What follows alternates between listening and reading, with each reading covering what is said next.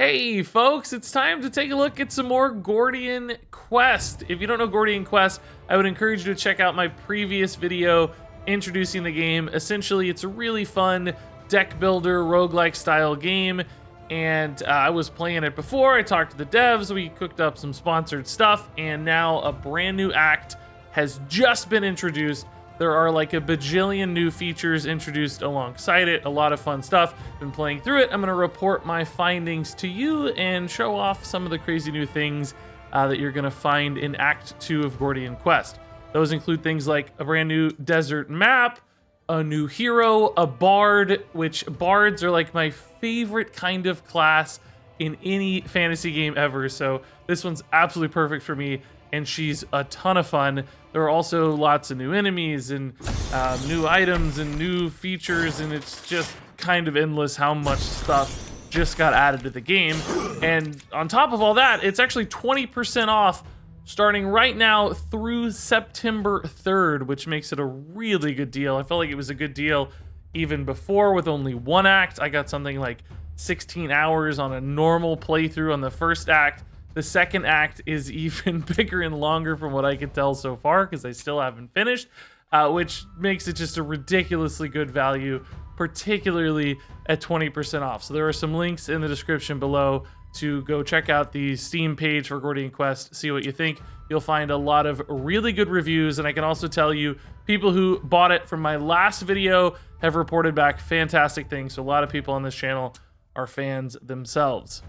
Now, before I get into sharing all my thoughts on the new stuff that was added with Act 2, I did also want to tease a few other things coming to Gordian Quest that the dev team shared with me. The first of which is a Gauntlet Mode, which is essentially an infinite dungeon where you just keep refining your team and your deck and just see how far you can go, giving it a bit of a competitive spin, like, oh man, I made it farther than anybody else. Essentially being able to showcase your skill at Gordian Quest. Now, you know, the normal game mode is a little bit more story-driven, a little bit more adventure-based, kind of like a traditional RPG. This shifts it into like hardcore deck builder, competitive side of things, and I think those two game modes will definitely scratch different itches for different people. I probably honestly prefer the more traditional RPG style, but I will certainly give Gauntlet Mode a shot and see just how well we can do. I think that also just gives this game like infinite replayability. If it wasn't already deep enough, this adds a whole nother layer. So I'm really excited to see what happens with Gauntlet Mode when it does get here. The team also teased a more comprehensive in-game leveling system to support both Gauntlet Mode and perhaps future game modes as well, so that even after your deck has been perfected, you'll still have ways to increment on your party and continue to improve for those infinite experiences. So that said, let's talk about the new stuff that's here now, and I want to start off with the new class, Bard. I thought all the classes already were really fun to play. You had some more traditional, you know, warrior types, just hitting with swords. You had some spell casting, you had the crazy fun druid, and despite how much I enjoyed all of them before, I think Bard might just be my favorite now. I'm a little bit biased because I love the idea of a like musician playing songs and buffing your party and stuff. So I was already going to like it, I think, but I feel like the fantasy was delivered on really well in Gordian Quest because it is exactly that. And in fact, you essentially have three different kinds of songs or musical styles essentially that your cards and your deck will play into, and they unlock different routes. So one is maybe a little bit more offensively minded, for instance, one a little bit more defensively minded. And I was primarily playing the more offensive build, the kind of base bard build. And what would happen is you'd start a turn and you'd, you know, play a couple songs or essentially cards and start chaining critical buffs on all of your allies. So you could create these just monstrously high damage output turns. You know, having your swordman there in the front, buff him up with a ton of critical adjustments, and he's suddenly swinging for 100 damage when normally he might be doing something like 10 or 15, just wiping out the entire enemy team.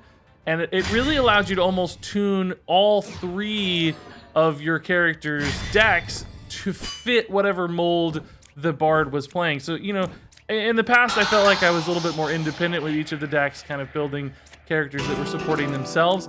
In this case, I was funneling everybody through the bard, which really cohesively tied it together quite nicely, and I thought made it really fun.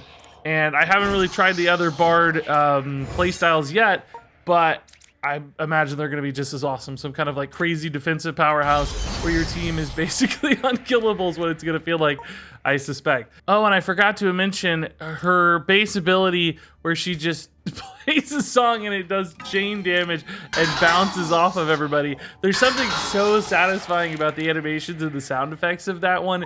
And if you get it buffed enough, it could just wipe out like an entire enemy team all in 1 or 2 hits right at the beginning of combat. That one feels so good. So I was upgrading all those cards and spamming that one, mainly just because it felt really nice. I don't know if it was the highest power level option I had, but sometimes you just got to go with what's fun and what feels good. And that card felt really, really awesome. So now that we've talked about Bard, I want to talk about the new map. It's the Azul Desert. And it adds a lot of new elements. So it's basically got 2 sort of branching, I don't know if you'd call them storylines, but 2 different aspects to the storyline. You're hunting down some rogues, you're exploring and trying to find these very special ruins. Again, I don't want to spoil too much, but you've kind of got 2 different ways to go. And of course you can do both, but it's nice that you can bounce back and forth and you get a varied set of experiences. And I'd say some of the new features on the map are things like sandstorms, which hide nodes, so you don't really know exactly what you're going to get into, and you're not sure what that node's going to be, and it's going to be a combat node. Maybe you have to proceed with caution or take an alternate path, so that adds a little bit of a fun element to things. There are also ways to scout those out so that you're not totally doomed with randomness. You can control those a little bit, but still adds a nice fun element. And then the dungeons in this map are so big, super complex, multiple levels, insane amount of paths. It feels like you can spend hours in a single dungeon, and there are a lot of different ones to explore. Plus, it feels like there are more tasks to complete or sort of challenges to overcome that require multiple steps, like finding keys and unlocking doors, certain things that just bring it all together into more of an experience as opposed to just sort of a grind through a dungeon. And they feel awesome, like varied enemies, a lot of fun loot to get. I was just bringing in legendary items left and right, which always feel good because they have such unique effects and finding which ones you really want. And then a lot of new enemy types. I was worried we'd see a lot of the same cultists and undead, and they do pop back up in this act, but a ton of new enemy types to deal with as well. Those go from things like creatures like sort of scorpions and bugs and sandworms that you'd expect in a desert setting, but also things like nomads that are like feline cats and humanoid nomads as well, and like fire spirits and other bigger, crazier things that I won't spoil, but some giant worms might be on your horizon. And they all do really neat things, like they added new elements to their combat as well. It's not just like reskinning the same enemy, but for instance, you know, so these like nomad bandits are stealing items from you that you retrieve at the end of your combat, but they can kind of change how a combat unfolds. If you lose an item, you lose stats, etc. I will also note, I felt like even though I played on normal difficulty, just like I did before, it was a little bit more challenging right out of the gate, so I had to pay a little bit more attention and be more strategic in my decisions, because some of these enemies hit really hard and had some big impact moves that I wasn't expecting, and I actually wiped pretty early in my first run, which I hadn't experienced much before. So stay alert and stay ready for some of these new bad guys, because they're not only cool, but also kind of tough. So on top of the new content that I just talked about, there's also just been some positive changes to the game, systems changes, core updates, those sorts of things. Rebalancing on a lot of the cards, so everything's feeling much more viable. Some cards might have felt pretty weak in the past, should feel better there. Also, some changes to scaling for healing and status cards in particular, so those keep up with your party upgrades and leveling a little better. And then, of course, items. We got tons of new legendaries. Some crazy looking like desert nomad masks, for instance, popped up. I was like, oh my god, that looks crazy. I got this insane legendary staff that just went absolutely nuts. I don't know if that's new or not. It may have been in there before, but man, the legendary cards feel so impactful right now. This thing would wipe entire enemy teams out with its included skill. It was just fantastic. So whatever balance passes happen there, I feel like legendary seems stronger, more impactful, and pretty diverse too. So picking which one you want is really gonna have a big impact on your team. So items are in a really, really good spot right now. Oh, and I think the biggest like core systems change I like with Act 2 is missions. Now, in the past, if you had, you know, your kind of primary team, your primary party of 3 characters, it felt like all your other characters were left out and there wasn't really much to do or much reason to swap them into your party.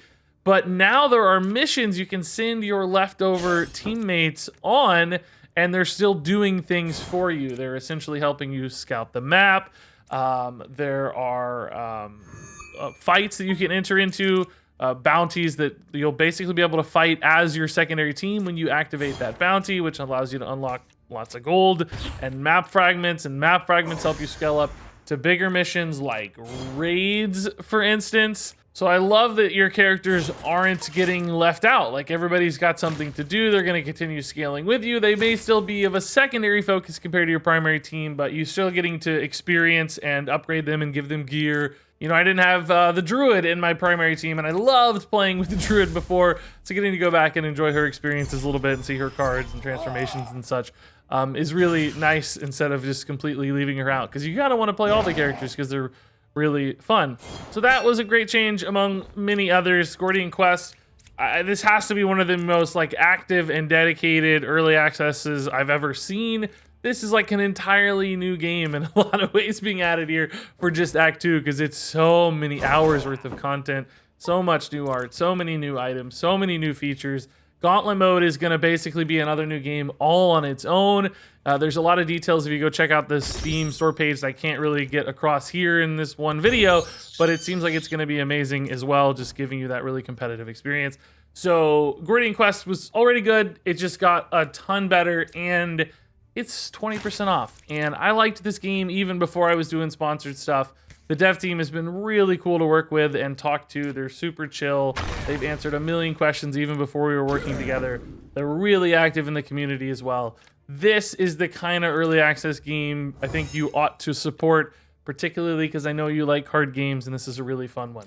So give Gordian Quest a look on Steam.